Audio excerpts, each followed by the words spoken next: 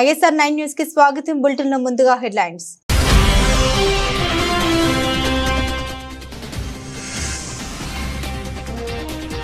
కెనడాను దరిద్రగోటు దేశంగా అభివర్ణించిన ట్రంప్, కెనడాపై మరో సద్భుజమెత్తిన ట్రంప్.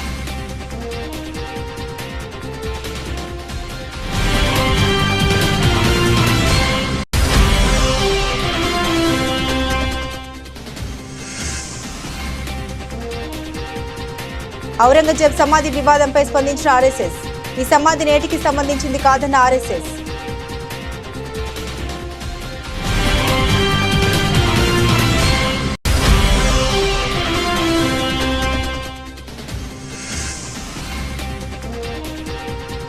హైదరాబాద్ లో మెక్డొనాల్డ్స్ గ్లోబల్ ఆఫీస్, తెలంగాణ సర్కార్తో కీలక ఒప్పందం.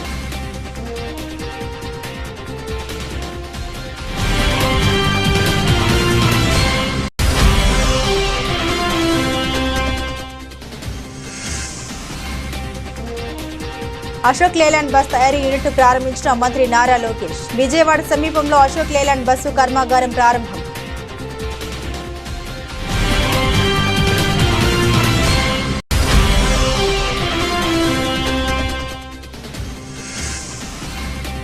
లండన్ లో జీవిత సాఫల్య పురస్కారం అందుకున్న చిరంజీవి. సినీ సమాజ సేవా రంగంలో ఆయన చేసిన కృషికి లైఫ్ టైం అచీవ్మెంట్ అవార్డు.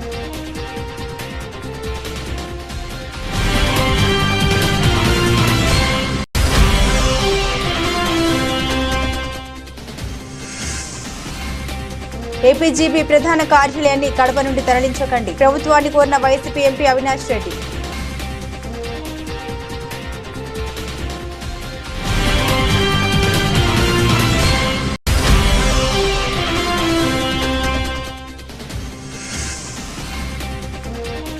వానపాములు కూడా నాగుపాములా బుస కొడుతున్నాయి, సీఎం రేవంత్ పై కేటీఆర్ సెటైర్లు.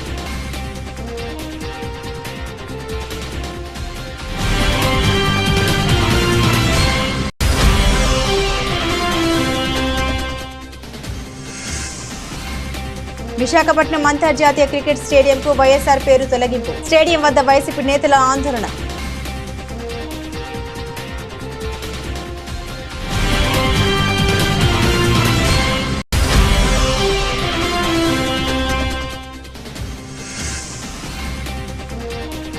భారత్ జట్టుకు బీసీసీఐ భారీ నజరానా, ఛాంపియన్స్ ట్రోఫీ ప్రైజ్ మనీకి 3 రెట్లు.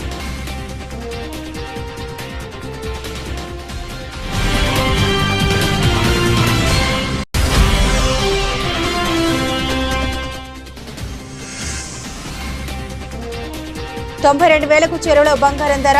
మన దేశంలో పెళ్లిళ్ల సీజన్ కావడంతో బంగారానికి గిరాకీ.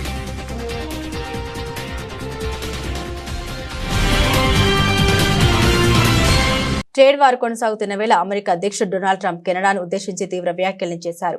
ఆ దేశం అత్యంత దరిద్రగొట్టు దేశాల్లో ఒకటి అని ఆయన అభివర్ణించారు. ఒక ఇంటర్వ్యూలో ఇతర దేశాలతో పోలిస్తే కెనడా పట్ల ఎందుకు కఠినంగా ఉంటున్నారని ప్రశ్నించగా ట్రంప్ ఈ వ్యాఖ్యలు చేశారు. తాను ప్రతి దేశంతో ప్రత్యక్షంగాను పరోక్షంగాను సంబంధాలు కలిగి ఉంటారని, కానీ కెనడాతో వ్యవహరించడం చాలా కష్టమని, కెనడా పరమ చెత్త దేశాల్లో ఒకటిగా అనిపిస్తుందని ట్రంప్ విమర్శించారు. కెనడాను 51వ రాష్ట్రంగా ఎందుకు పేర్కొంటున్నది కూడా ట్రంప్ వివరించారు. కెనడాకు అమెరికా ఏటా $200 బిలియన్ సబ్సిడీ ఇస్తుందని స్పష్టం చేశారు. అందుకే కెనడాను కూడా రాష్ట్రం అంటున్నామని వెల్లడించారు. అయితే కెనడా తమకేమీ అవసరం లేదని, వారి కలప, శక్తి వనరులు, ఆటోమొబైల్స్ కూడా అక్కర్లేదని ఆయన స్పష్టం చేశారు. ఇటీవల మార్క్ కార్నీ కెనడా ప్రధాన మంత్రిగా బాధ్యతలు స్వీకరించిన విషయం తెలిసిందే. ట్రంప్ వ్యాఖ్యలపై కార్నీ స్పందిస్తూ ట్రంప్ తన నోటి దురుసు వ్యాఖ్యల్ని ఆపితేనే చర్చలకు సిద్ధమని తేల్చి చెప్పారు. Canada should honestly become our 51st state. We wouldn't have a northern border problem. We wouldn't have a tariff problem. They don't have much. They spend very little, as you know, the least of almost anybody on military.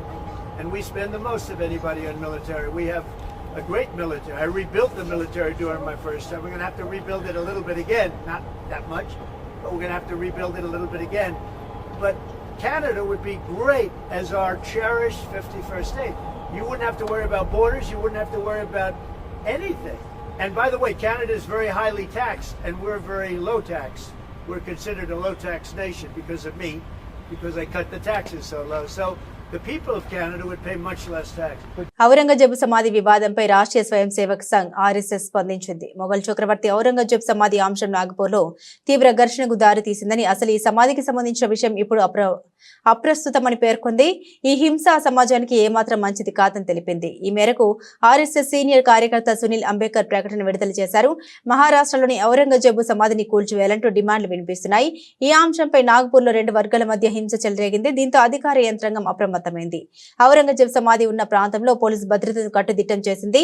మహారాష్ట్రలోని సంభాజీనగర్ జిల్లా కుల్దాబాద్ లో ఉన్న సమాధి వద్దకు వెళ్లే సందర్శకులపై ఆంక్షలు విధించింది. जो हम वायलेंस देख रहे हैं, I want to know how important it is because it happened a few meters away from the headquarters of the RSS. Is Aurangzeb relevant today? And the Chief Minister of Maharashtra also said that this was a pre-planned attack. And right now we've also have the police also investigating this. What is your take? What is the RSS take on this? Because it was led by the VHP there. What do you think is the RSS take on this? See, any type of violence is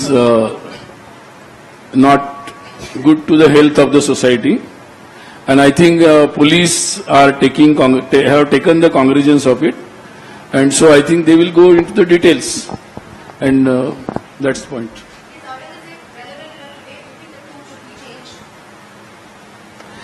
Is Aurangzeb relevant today? Do you think the tomb should be moved? I think not relevant. అమెరికాకు చెందిన multinational సంస్థ McDonald's కు ప్రస్తుతం తెలంగాణలో 38 అవుట్లెట్లు ఉన్నాయి. ప్రతి సంవత్సరం మరో 3 లేదా 4 కొత్త అవుట్లెట్లను విస్తరించే ప్రణాళికలు ఉన్నాయి. సంస్థ విస్తరణలో భాగంగా మెక్డొనాల్డ్స్ ఇండియా గ్లోబల్ కార్యాలయాన్ని హైదరాబాద్ లో నెలకొల్పనున్నారు. ఈ మేరకు తెలంగాణ ప్రభుత్వంతో బుధవారం సంస్థ ప్రతినిధులు ఒప్పందం చేసుకున్నారు. 2000 మంది ఉద్యోగులతో ఈ సంస్థ కార్యాలయం హైదరాబాద్ లో ప్రారంభం కానుంది. ముఖ్యమంత్రి రేవంత్ రెడ్డి అసెంబ్లీలోని తన ఛాంబర్లో సదరు సంస్థ చైర్మన్ సీఈఓ క్రిస్ కెమ్జన్స్కీతో పాటుగా సంస్థ ప్రతినిధులతో చర్చలు జరిపారు. ఈ సందర్భంగా తమ గ్లోబల్ కార్యాలయ ఏర్పాటుకు సంబంధించి సంస్థ రాష్ట్ర ప్రభుత్వ భాగస్వామ్యంతో పెట్టుబడుల ఒప్పందం కుదుర్చుకుంది. హైదరాబాద్ లో మెక్డొనాల్డ్స్ గ్లోబల్ కార్యాలయం ఏర్పాటు చేయడానికి ముందుకు రావడంపై ముఖ్యమంత్రి రేవంత్ రెడ్డి సంతోషం వ్యక్తం చేశారు. ఈ గ్లోబల్ సెంటర్ తమ రాష్ట్రంలోనే ఏర్పాటు చేయాలని పలు రాష్ట్రాలు పోటీ పడుతున్న తరుణంలో సంస్థ తెలంగాణను తమ పెట్టుబడులకు గమ్యస్థానంగా ఎంచుకోవడం గర్వంగా ఉందని సీఎం అన్నారు. ప్రభుత్వం తరపున సంస్థకు సహాయ సహకారాలు అందిస్తామని హామీ ఇచ్చారు. ఈ సమావేశంలో ప్రభుత్వ ప్రధాన కార్యదర్శి శాంతి కుమార్, పరిశ్రమల శాఖ ప్రత్యేక ప్రధాన కార్యదర్శి జయేష్ రంజన్, సీఎం ప్రత్యేక కార్యదర్శి అజిత్ రెడ్డి పాల్గొన్నారు. ఏపీ విద్య, ఐటీ, ఎలక్ట్రానిక్స్ శాఖల మంత్రి నారా లోకేష్ నేడు విజయవాడ సమీపంలోని మల్లవల్లిలో అత్యాధునిక అశోక్ లేలాండ్ బస్సు తయారీ కర్మాగారాన్ని ప్రారంభించారు. ఈ విషయాన్ని ఆయన ట్విట్టర్ ద్వారా తెలిపారు. ఆంధ్రప్రదేశ్ లో పారిశ్రామిక ప్రగతి పరుగులు పెడుతుందని వెల్లడించారు. 75 ఎకరాల్లో విస్తరించి ఉన్న ఈ కర్మాగారం ఆంధ్రప్రదేశ్ పారిశ్రామిక రంగంలో ఒక మైలురాయి కానుందని లోకేష్ పేర్కొన్నారు. ఇక్కడ డీజిల్ మరియు ఎలక్ట్రిక్ బస్సులు ఉత్పత్తి చేస్తారని, అశోక్ లేలాండ్ ప్లాంట్ల ద్వారా ఉద్యోగాల కల్పన జరుగుతోందని, నైపుణ్య అభివృద్ధికి ప్రోత్సాహం లభిస్తుందని లోకేష్ వెల్లడించారు. పర్యావరణ అనుకూల రవాణాకు ఉత్తమిస్తూ ఆంధ్రప్రదేశ్ కోసం స్విచ్ ఎలక్ట్రిక్ డబుల్ డెక్కర్ బస్సును స్వీకరించడం జరిగిందని, ఇది సుస్థిర రవాణా దిశగా ఒక పెద్ద ముందడుగు అని అభివర్ణించారు లోకేష్. ఈ కార్యక్రమంలో మంత్రులు టీజీ భరత్, కొల్లు రవీంద్ర, ఎమ్మెల్యే యార్లగడ్డ వెంకట్రావు, అశోక్ లేలాండ్ సంస్థ అధికారులు పాల్గొన్నారు. It gives me a great pleasure to be here today at the inauguration of the Ashok Leyland state-of-the-art manufacturing plant in Mallavalli. 2023 August 24th, during my Padayatra, I came to Mallavalli and I made an electoral promise that we will bring Ashok Leyland back here and start production, and we're really lucky to be here. I extend my very warm greetings to the leadership of Ashok Leyland and the Hinduja Group, esteemed industry stalwarts, the government officials and everyone present here. Recently I was in Delhi in a fireside chat, and the question that I got asked is, Tamil Nadu has Chennai, Karnataka has Bangalore, Telangana has Hyderabad, what do you have? And I just told them one thing, we have something called the brand Babu, and that is our chief minister. Between the year 2019 and 2024, I do understand that industry went through a lot of turmoil. You had various challenges to face. Power purchase agreements were cancelled, and that created a lot of uncertainty in the market. Reputed companies like Ashok Leyland, Amar Raja, Lulu had to really add their investments here in our state. But then people have spoken. I think the citizens of Andhra Pradesh have made it very clear that welfare and development go hand in hand, and creating jobs should be the singular focus of a state government. I'm really lucky to be here. It was in the year 2018 that this entire concept came through. Back then, the Chief Minister of Andhra Pradesh, Mr. Naidu ji, laid the foundation stone for this amazing project, and I'm really lucky to be here to actually inaugurate the entire project. As ministers, before we go to the market and attract new investments, it was very important for us to convince existing investors in a state that Andhra Pradesh means, and Andhra Pradesh is ready to do business. That's where we've reached out to Ashok Leyland to say that we are all here. As a state, we're willing to support you. We're willing to go the extra mile. And I offered them only a single piece of paper, a white paper. I said, whatever your asks are from the state government, please write it down. And in the bottom, I'll just write one number. That is the number of jobs you need to create. I'll hold Ashok Leyland accountable only on that one initiative. Megastar Chiranjeevi ఖాతాలో మరో అత్యున్నత పురస్కారం చేరింది. 4.5 దశాబ్దాలుగా సినిమాల ద్వారా కళారంగానికి సమాజానికి చిరు చేసిన సేవలకు గాను యూకే పార్లమెంట్ లో బ్రిడ్జ్ ఇండియా సంస్థ కల్చరల్ లీడర్షిప్ ద్వారా లైఫ్ టైమ్ అచీవ్మెంట్ అవార్డు ప్రదానం చేసింది. బ్రిటన్ కి చెందిన అధికార Labour party MP Navendu Mishra ఆధ్వర్యంలో పురస్కార ప్రదానోత్సవ వేడుక జరిగింది. ఈ కార్యక్రమంలో పార్లమెంట్ సభ్యులు Sojan Joseph, Bob Blackman తదితరులు పాల్గొన్నారు. మెగాస్టార్ పురస్కారం అందుకున్న ఫోటోలు, వీడియో ప్రస్తుతం సోషల్ మీడియాలో వైరల్ అవుతున్నాయి. వీటిపై మెగా అభిమానులు తమదైన శైలిలో స్పందిస్తున్నారు. ఇక గత ఏడాది ఏఎన్ఆర్ జాతీయ పురస్కారం పద్మ విభూషణ్ అవార్డును చిరు అందుకున్న సంగతి తెలిసిందే. అలాగే Guinness book of world record IIFA out standing achievement in Indian cinema గౌరవం కూడా చిరంజీవికి దక్కింది.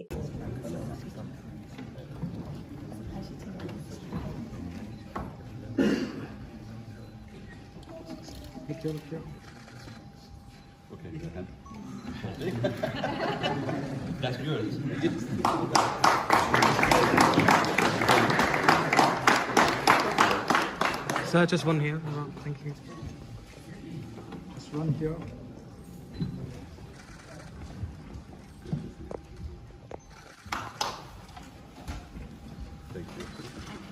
ఆంధ్ర ప్రగతి గ్రామీణ బ్యాంకు ప్రధాన కార్యాలయాన్ని కడప నుండి అమరావతికి మార్చాలనే ప్రభుత్వ నిర్ణయంపై వైఎస్ఆర్సీపీ ఎంపీ అవినాష్ రెడ్డి పార్లమెంట్లో ప్రస్తావించారు. ఈ విషయంపై ఆయన మాట్లాడారు. 2006లో కడపలో స్థాపించబడిన ఏపీజీబీ రాయలసీమలోని 10 జిల్లాలు మరియు వెనుకబడిన ప్రాంతాలు అనంతపురం, శ్రీ సత్యసాయి, అన్నమయ్య, వైఎస్ఆర్ కడప, కర్నూలు, నంద్యాల, తిరుపతి, నెల్లూరు, బాపట్ల మరియు ప్రకాశంలలో 3,000 మంది సిబ్బంది మరియు 551 శాఖలతో 46,000 కోట్ల వ్యాపారాన్ని నిర్వహిస్తోందన్నారు. భారతదేశంలోని అతిపెద్ద ఆర్ఆర్బీలో ఒకటిగా ఇది గ్రామీణ మరియు వెనుకబడిన వర్గాలకు ఆర్థిక చేరికను ప్రోత్సహిస్తుందని పేర్కొన్నారు. రాయలసీమ ప్రజల తరపున అసౌకర్యం మరియు ఆర్థిక నష్టాన్ని నివారించడానికి ఏపీజీపీ ప్రధాన కార్యాలయాన్ని కడపలో ఉంచాలని ప్రభుత్వాన్ని కోరారు. माननीय सदस्य Shri YS Avinash Reddy ji. Thank you, madam. I would like to draw the attention of the House about the decision of the government to relocate the headquarters of Andhra Pragati Gramina Bank from Kadapa to Amaravati. Madam, Andhra Pragati Gramina Bank, established in the year 2006 at Kadapa as head office, manages business volume of 46,000 crores with nearly 3,000 staff members. It plays a crucial role in financial inclusion of rural and underserved communities, making it one of the largest RRBs in India. APGB has a wide network of 551 branches spread over 10 districts of Rayalaseema backward region, namely Anantapuram, Satyasai district, Annamaya district, YSR Kadapa district, Kurnool, Nandyal, Tirupati, Nellore, Bapatla and Prakasham districts of Andhra Pradesh. Madam, the government's decision of shifting the head office to Amaravati will increase operational expenses, reduce accessibility and alienate rural customers. The central location of the headquarters of this bank at Kadapa within its operational area is more conducive to fulfilling the bank's mandate. In view of the inconvenience and possible financial loss, on behalf of our backward area of Rayalaseema region people, we strongly urge the government not to shift the headquarters of Andhra Pragati Gramina Bank from Kadapa, madam. Thank you. రాష్ట్ర ముఖ్యమంత్రి CM Revanth రెడ్డిపై BRS working president KTR తీవ్రస్థాయిలో మండిపడ్డారు. భూమికి 3 ఫీట్లు ఉన్నోడు కూడా అసెంబ్లీలో చాలా మాట్లాడుతున్నాడని కేటీఆర్ తీవ్ర విమర్శలు చేశారు. సూర్యాపేటలో ఏర్పాటు చేసిన బీఆర్ఎస్ బహిరంగ సభలో కేటీఆర్ పాల్గొని ప్రసంగించారు. రేవంత్ రెడ్డి ఒక రాజకీయ పిగ్మీ, కేసీఆర్ మోకాలు ఎత్తుకు సరిపోనోడు కూడా అహో అహో అని గర్జిస్తున్నాడు. గ్రామ సింహాలు కూడా సింహాల్లాగా ఎగురుతున్నాయి, వానపాములు కూడా నాగుపాముల్లాగా బుసలు కొడుతున్నాయి. అలాంటి పరిస్థితి రాష్ట్రంలో వచ్చిందన్నారు. 2001లో గులాబీ జెండా ఎగరవేసి ఒక్కడిగా బయలుదేరి శూన్యం నుండి సునామీ సృష్టించి తెలంగాణ సాధించిన మహానాయకుడు కేసీఆర్. ఇది ఏ రాజకీయ మరుగుజ్జు అవునన్నా కాదన్నా వానపాములు నాగుపాములే బూసలు కొట్టినట్టు యాక్టింగ్లు చేసినా కేసీఆర్ ఆనవాళ్లు చెరిపేస్తామని డైలాగులు కొట్టినా చరిత్ర చెరిపివేయలేని సత్యం ఏందంటే కేసీఆర్ లేకపోతే తెలంగాణ రాష్ట్రం లేదు అనేది అక్షర సత్యం. ఎవరు అవునన్నా కాదన్నా ఇది వాస్తవం. కేసీఆర్ వెంట ఎందరో నడిచారు, ఎందరో ఆత్మ బలిదానాలు చేసుకున్నారు. చివరకు చావు నోట్లో తలపెట్టి కేసీఆర్ తెలంగాణ సాధించారని కేటీఆర్ తెలిపారు. కేసీఆర్ అహంకారం అని, దొర అని, ఇదని అదని అడ్డం పొడుగు మాట్లాడి, యూట్యూబ్లో పనికిమాలిన చెత్త మాట్లాడి, పనికిమాలిన తిట్లని తిట్టి, ఇష్టం వచ్చిన విష ప్రచారం చేసి ఇవాళ అదే యూట్యూబ్ వాళ్ళని గుడ్డలు కూడా తీసుకొడతా అంటున్నాడు ముఖ్యమంత్రి. ఏ యూట్యూబ్ని అడ్డం పెట్టుకొని ముఖ్యమంత్రి అయిండో ఈ సన్నాసి రేవంత్ రెడ్డి, ఇవాళ అదే యూట్యూబ్ వాళ్ళనట గుడ్డలు కూడా తీసుకొడతారట ఆయన దగ్గరికి వస్తే. అంటే ఆయన కాడికి వస్తేనే అన్ని గుర్తొస్తున్నాయి. ఇదివరకేమో ఎవ్వరికి ఇక భార్యలు లేరు, పిల్లలు లేరు, ఈయనొక్కలకే ఉన్నారట. ఇదివరకేమో ఎవరిని పడతావాలని ఏది పడతా అనొచ్చు. ఒక్కొక్క కాన్స్టిట్యున్సీకి వచ్చి ఒక్కొక్క నాయకుడిని ఎంత అన్యాయంగా, ఎంత నీచంగా, ఎంత నికృష్టంగా, మాట్లాడలేని భాషలో వికృతంగా మాట్లాడి ప్రజల మనసులు ఖరాబ్ చేసి, నెత్తి ఖరాబ్ చేసి, లేని ఆశ పెట్టి, దురాశ పెట్టి అధికారంలోకి వచ్చిన మోసం అంటే గుర్తొచ్చింది. నేను బడ్జెట్ అయిపోయింది, బయటికి వస్తున్నా, పేరొద్దులే కానీ ఒక కాంగ్రెస్ సీనియర్ ఎమ్మెల్యే కలిసిండు. కలిసి నేనన్నా, ఏమన్నా 100 రోజులు అంటిరి, ఏమైనా 6 గ్యారంటీలు అన్నా. 100 రోజులు అన్నా, మొదటి 100 రోజులు అనలేదు కదా, ఆఖరి 100 రోజులు ఇస్తామంటుండు. ఇవన్నీ ప్రజలకు చెప్పాలి. ఆఖరి 100 రోజులు ఇస్తారట. అంటే ఎంత లంగలో చూడురిగా మీరు. ఆడికెళ్ళి అసెంబ్లీకి వచ్చింది, మా బట్టన్న ఓ బ్యాగ్ పట్టుకొని వచ్చిండు. ఇక బ్యాగ్ చూడంగానే పాపం రేవంత్ రెడ్డికి పాత జ్ఞాపకాలన్నీ గుర్తుకొస్తున్నాయి అనుకుంటా. పాత జ్ఞాపకాలన్నీ పాపం ఉన్నాయి కదా, మంచి మంచి జ్ఞాపకాలు. సో ఆ బ్యాగ్ పట్టుకొని చూస్తే, ఆ బ్యాగ్ ఓపెన్ చేస్తే ఏమున్నది, బ్యాగ్ తెరిస్తే విశాఖపట్నం అంతర్జాతీయ క్రికెట్ స్టేడియంకు వైఎస్ఆర్ పేరు తొలగించడం పట్ల నిరసన వ్యక్తం చేస్తూ వైసీపీ నేతలు ఆందోళనకు దిగారు. ప్రస్తుతం జరుగుతున్న ఏపీ అసెంబ్లీ సమావేశాల భాగంగా కూటమి ప్రభుత్వం వైఎస్ఆర్ జిల్లా పేరును వైఎస్ఆర్ కడప జిల్లాగా, తాడి గడప మున్సిపాలిటీకి వైజాగ్ క్రికెట్ స్టేడియానికి వైఎస్ఆర్ పేరును తొలగిస్తూ నిర్ణయం తీసుకుంది. ఈ నేపథ్యంలో కూటమి ప్రభుత్వంపై వైసీపీ నేతలు విమర్శలు గుప్పిస్తున్నారు. విశాఖ క్రికెట్ స్టేడియంకు వైఎస్ఆర్ పేరును తొలగించడంపై ఈ రోజు వైసీపీ నేతలు ఆందోళనకు పిలుపునిచ్చారు. ఈ నిరసనలో భాగంగా ఆ పార్టీ కార్యకర్తలు, నేతలు మధురవాడలోని క్రికెట్ స్టేడియంకు చేరుకుని వైఎస్ఆర్ విగ్రహం ముందు నిరసనకు దిగారు. స్టేడియానికి తిరిగి వైఎస్ఆర్ పేరును జోడించాలని వారు డిమాండ్ చేస్తున్నారు. లేని పక్షంలో రాష్ట్ర వ్యాప్తంగా నిరసన ఉధృతం చేస్తామంటున్నారు. ఇక ఈ స్టేడియంలో మార్చి 24, 30 తేదీల్లో ఐపీఎల్ మ్యాచ్లు ఉన్న విషయం తెలిసిందే. దీంతో స్టేడియం వద్ద పోలీసులు భారీ బందోబస్తును ఏర్పాటు చేశారు. 9 నెలల క్రితం రాష్ట్రంలో ప్రభుత్వం మారిన తర్వాత, కూటమి ప్రభుత్వం అధికారంలోకి వచ్చిన తర్వాత అసలు వైఎస్ఆర్ అనేటువంటి బ్రాండ్ ఈ రాష్ట్రంలో ఉండడానికి వీల్లేదు. వైఎస్ఆర్ కాంగ్రెస్ పార్టీ ఉండడానికి వీల్లేదు, వైఎస్ఆర్ బ్రాండ్ ఉండడానికి వీల్లేదు. రాజశేఖర రెడ్డి గారి పేరుని ఎక్కడా కూడా కనబడకుండా చేయాలనేటువంటి వారి తాపత్రయం గడిచినటువంటి 9 మాసాలుగా చూసాం. 2024 జూన్లో వారు అధికారంలోకి రావడమే నాగార్జున యూనివర్సిటీలో ఉన్నటువంటి రాజశేఖర రెడ్డి గారి విగ్రహాన్ని తొలగించారు. బాపట్లలో అయితే రాజశేఖర రెడ్డి గారి విగ్రహానికి ఏకంగా నిప్పు పెట్టారు. సీతకొండ దగ్గర ఆ రోజు వైఎస్ఆర్ కాంగ్రెస్ పార్టీ ప్రభుత్వంలో అభివృద్ధి చేసినటువంటి బీచ్ వ్యూ పాయింట్ ఏదైతే ఉందో దానికి వైఎస్ఆర్ వ్యూ పాయింట్ అని పెడితే దాన్ని ధ్వంసం చేశారు. ఇక అనేక పథకాలకి, ఆరోగ్యశ్రీ పథకానికి కానీ, ఇతరితరగా ఆ రోజు మా హయాంలో వచ్చినటువంటి రైతు భరోసా కేంద్రాలకు కానీ వీటన్నిటిని కూడా పేర్లు తొలగించినటువంటి సందర్భాలు చూసాం. చివరికి ఇది ప్రభుత్వం ఆధీనంలో లేకపోయినా ఆంధ్ర క్రికెట్ అసోసియేషన్ ఆధ్వర్యంలో, బీసీసీ ఆధ్వర్యంలో ఉన్నటువంటి ఇంటర్నేషనల్ స్టేడియంకి మీరు చూస్తే ఆ ఇంటర్నేషనల్ టికెట్స్ కూడా ఏదైతే టికెట్స్ ఇష్యూ చేసినప్పుడు కానీ, లేదా మొన్న రీసెంట్గా రేపు 24న జరగబోతున్నటువంటి ఐపీఎల్ మ్యాచెస్లో సంబంధించినటువంటి టికెట్లు ఇష్యూ చేసినప్పుడు కానీ దాని మీద కూడా వైఎస్ఆర్ స్టేడియం అనే మెన్షన్ చేశారు. తీరా ఈరోజు మీరు చూడండి, అక్కడ నూతనంగా ఒక ఆర్చ్ని నిర్మించారు.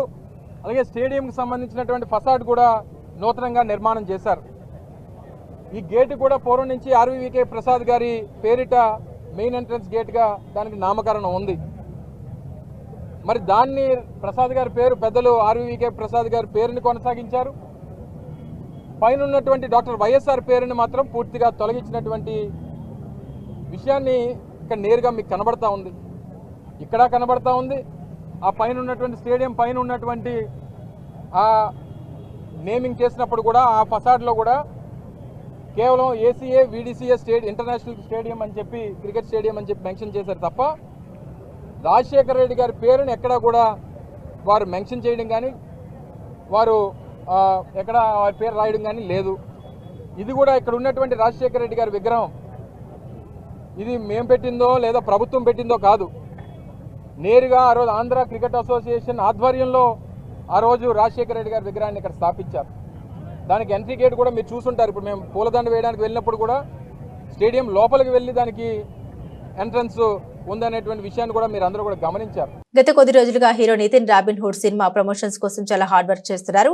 పలు ప్రాంతాలని చుట్టేస్తూ మూవీపై హైప్ పెంచే ప్రయత్నం చేస్తున్నారు. రాబిన్ హుడ్ ఈ సినిమా ప్రమోషన్ లో భాగంగా నితిన్ మల్లారెడ్డికి చెందిన కాలేజీకి వెళ్లారు. ఈ ఈవెంట్ లో నితిన్ మల్లారెడ్డి కలిసి అదిదాస్ సర్ప్రైజ్ అనే పాటకు డ్యాన్స్ చేయగా ఇప్పుడు ఈ వీడియో సోషల్ మీడియాని షేక్ చేస్తుంది.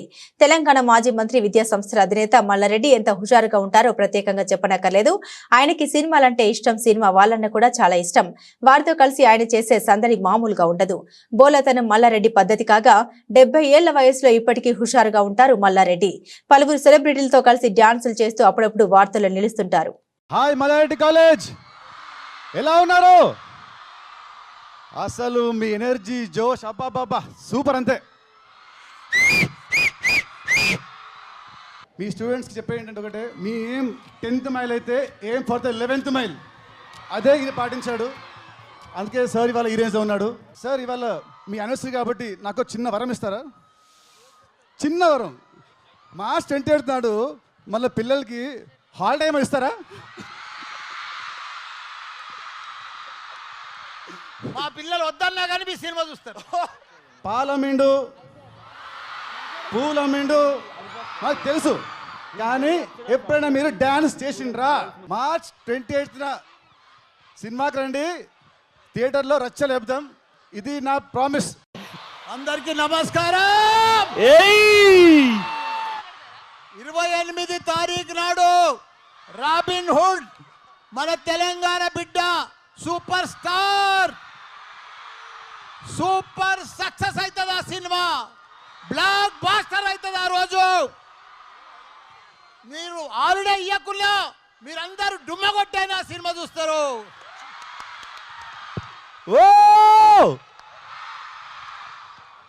Hi Mallareddy students. ఇక్కడ మెడికల్ స్టూడెంట్స్ ఎంతమంది ఉన్నారు? సో బేసిక్గా నేను బైపీసీ స్ట్రీమ్ నుంచే లాంగ్ టర్మ్ కోచింగ్ కూడా తీసుకొని డాక్టర్ అవుదాం అనుకున్నాను. డైరెక్టర్ని అయ్యాను. నా ఫ్రెండ్స్ అందరూ డాక్టర్లే. బట్ నిజంగా డాక్టర్ అవ్వడం ఎంత కష్టం అనేది తెలుసు. నా ఫ్రెండ్స్ అందరిని చూస్తున్నాను. సో మీరందరూ వెరీ వెరీ రెస్పెక్టబుల్ ప్లేస్లో ఉన్నారు. అండ్ నేను ఎక్కువ మీ టైం తీసుకోను. మీలో ఎంత జోష్ ఉందో, మల్లారెడ్డి సార్లో ఎంత జోష్ ఉందో అంత జోష్ ఈ సినిమాలో ఉంటుంది. డెఫినెట్గా ఈ సినిమాలో ఎంటర్టైన్మెంట్ మీ అందరికీ నచ్చుతుంది. అండ్ ఈ సినిమా ఎండ్లో ఒక స్మాల్ క్యామియో చేశారు మన Australian cricketer David Warner and మన హైదరాబాద్ మామ అయిన డేవిడ్ వార్నర్. సో ఆయన్ని కూడా మీరు ఫస్ట్ టైం స్క్రీన్ మీద చూడబోతున్నారు. డెఫినెట్గా సినిమా మాత్రం మిమ్మల్ని డెఫినెట్గా ఎంటర్టైన్ చేస్తుంది. మార్చ్ 28 రాబిన్ హుడ్ థియేటర్స్లో చూడండి. సారు ఒక మాట చెప్పాలంటే, సార్ పాలమ్మి పూలమ్మి ఇక్కడ దాకా వచ్చి మీ అందరి మనసులు ఎలా గెలుచుకున్నారో రాబిన్ హుడ్ కూడా ఎంటర్టైన్మెంట్ చేసి, డాన్సులు చేసి, ఫైట్లు చేసి మీ అందరి మనసులు డెఫినెట్గా గెలుచుకుంటాడు. Thank you so much. బుల్లితెర యాంకర్ విష్ణుప్రియ గురువారం ఉదయం పంజాగుట్ట పోలీస్ స్టేషన్ కు చేరుకున్నారు. తన అడ్వకేట్ తో కలిసి ఉదయం 10 గంటల ప్రాంతంలో స్టేషన్ కు వెళ్లారు. బెట్టింగ్ యాప్ ప్రమోషన్స్ కు సంబంధించిన కేసులో విచారణకు హాజరయ్యారు. వాస్తవానికి ఈ కేసులో మంగళవారం విచారణకు రావాలంటూ పంజాగుట్ట పోలీసులు నోటీసులు జారీ చేయగా షూటింగ్ కారణంగా విష్ణుప్రియ ఆ రోజు గైరు హాజరయ్యారు. తన తరపున శేఖర్ భాషను పోలీస్ స్టేషన్ కు పంపించారు. ఈ క్రమంలోనే గురువారం ఉదయం విష్ణుప్రియ విచారణకు హాజరయ్యారు. తెలుగు రాష్ట్రాల్లో బెట్టింగ్ యాప్ల కారణంగా చాలా మంది ఆత్మహత్యలకు పాల్పడ్డారు. ఎంతో మంది యాప్ల ఊబిలో చిక్కుకొని దిక్కుతోచని పరిస్థితిలో పడ్డారు. ఈ యాప్స్ కు సెలబ్రిటీలు, సోషల్ మీడియా ఇన్ఫ్లుయెన్సర్లు ప్రమోషన్ చేయడంపై ఐపీఎస్ అధికారి Telangana RTC MD Sajjanar social media వేదిక ద్వారా ఫైట్ చేస్తున్న విషయం తెలిసిందే. సజ్జనార్ ట్వీట్లతో ఏపీ తెలంగాణ పోలీసులు స్పందించి సోషల్ మీడియా ఇన్ఫ్లుయెన్సర్లపై కేసులు పెడుతున్నారు. తాజాగా 11 మంది ఇన్ఫ్లుయెన్సర్లపై కేసు నమోదు చేసిన తెలంగాణ పోలీసులు విచారణకు రమ్మంటూ వారికి నోటీసులు పంపించారు. ఇందులో యాంకర్ విష్ణుప్రియ, శ్యామలతో పాటు పలువురు యూట్యూబర్లు, ఇన్ఫ్లుయెన్సర్లు ఉన్నారు. ఇటీవల ముగిసిన ఐసీసీ ఛాంపియన్స్ ట్రోఫీలో రోహిత్ శర్మ సారథ్యంలోని భారత జట్టు విజేతగా నిలిచిన విషయం తెలిసిందే. దాదాపు పుష్కర కాలం తర్వాత మరోసారి టీమిండియా టైటిల్ కైవసం చేసుకుంది. టోర్నీలో ఒక మ్యాచ్ కూడా ఓడిపోకుండా ట్రోఫీ దక్కించుకోవడం విశేషం. మార్చి 9న న్యూజిలాండ్ తో జరిగిన ఫైనల్లో భారత జట్టు విజయం సాధించి ముచ్చటగా మూడోసారి ట్రోఫీని గెలుచుకుంది. ఇలా ఐసీసీ మెగా ఈవెంట్ లో అద్భుతమైన ప్రదర్శనతో ఆకట్టుకున్న భారత జట్టుగా తాజాగా బీసీసీఐ భారీ నజరాన్ని ప్రకటించింది. టీమిండియాకు 58 కోట్ల నగదు బహుమతి ప్రకటించింది. ఆటగాళ్లతో పాటు సిబ్బంది, సెలక్షన్స్ కమిటీకి ఈ నగదు అందజేయనున్నట్టు తెలిపింది. ఈ మేరకు బీసీసీఐ కీలక ప్రకటన విడుదల చేసింది.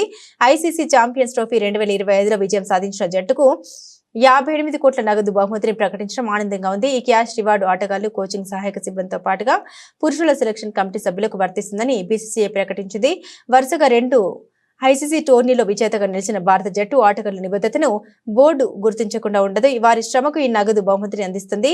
ఆటగాళ్లు, కోచింగ్ సహాయక సిబ్బంది, సెలక్షన్ కమిటీ సభ్యులకు నజరానా ప్రకటించడం ఆనందంగా ఉంది. దీనికి వారంతా అర్హులే అని బీసీసీ అధ్యక్షుడు రోజర్ బిన్నీ, కార్యదర్శి దేవాజిత్ సైకియా అన్నారు. బంగారం ధరలు భారీగా పెరుగుతున్నాయి. పసిడి ధర 92,000 మార్కుకు చేరుకుంది. అంతర్జాతీయంగా నెలకొన్న డిమాండ్ కారణంగా ఇటీవల 90,000 మార్కు దాటింది. మన దేశంలో పెళ్లిళ్ల సీజన్ కావడంతో బంగారానికి గిరాకీ పెరిగింది.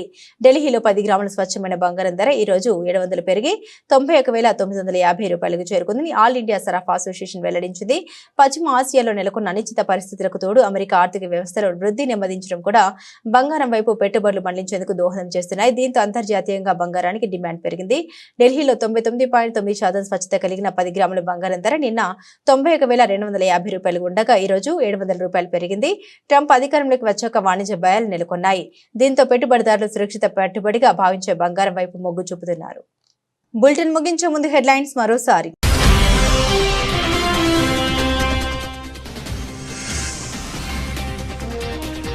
కెనడాను దరిద్రగోటు దేశంగా అభివర్ణించిన ట్రంప్, కెనడాపై మరోసారి ధ్వజమెత్తిన ట్రంప్.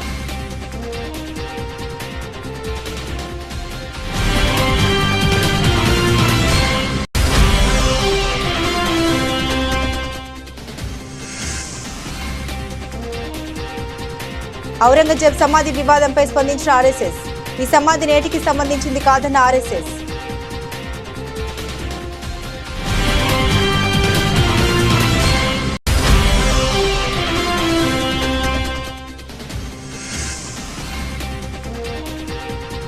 హైదరాబాద్ లో మెక్డొనాల్డ్స్ గ్లోబల్ ఆఫీస్, తెలంగాణ సర్కార్తో కీలక ఒప్పందం.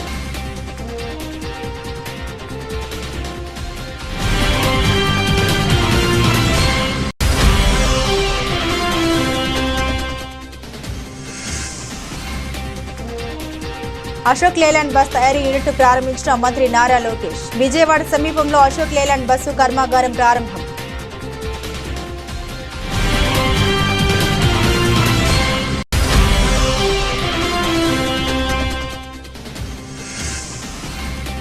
లండన్ లో జీవిత సాఫల్య పురస్కారం అందుకున్న చిరంజీవి. సినీ సమాజ సేవా రంగంలో ఆయన చేసిన కృషికి లైఫ్ టైం అచీవ్మెంట్ అవార్డు.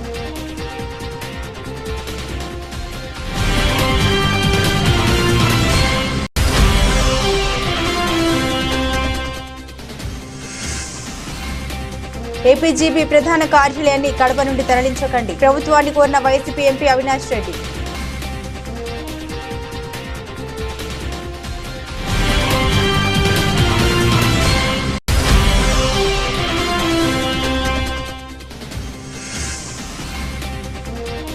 వానపాములు కూడా నాగుపాములా బుస కొడుతున్నాయి. సీఎం రేవంత్ పై కేటీఆర్ సెటైర్లు.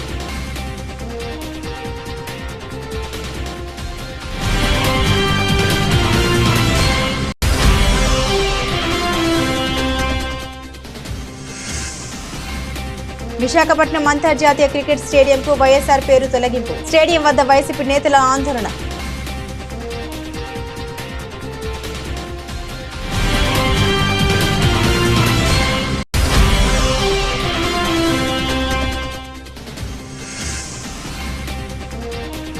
భారత్ జట్టుకు బీసీసీఐ భారీ నజరానా. ఛాంపియన్స్ ట్రోఫీ ప్రైజ్ మనీకి 3 రెట్లు.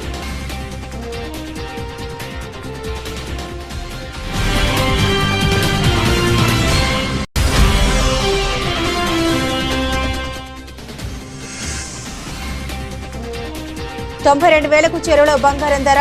మన దేశంలో పెళ్లిళ్ల సీజన్ కావడంతో బంగారానికి గిరాకీ.